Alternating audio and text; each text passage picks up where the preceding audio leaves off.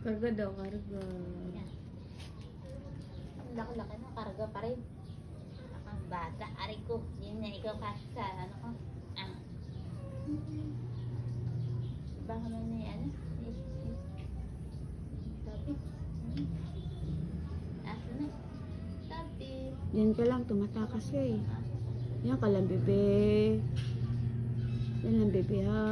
Apa lang rin. Tumatakas ka eh. Ayan.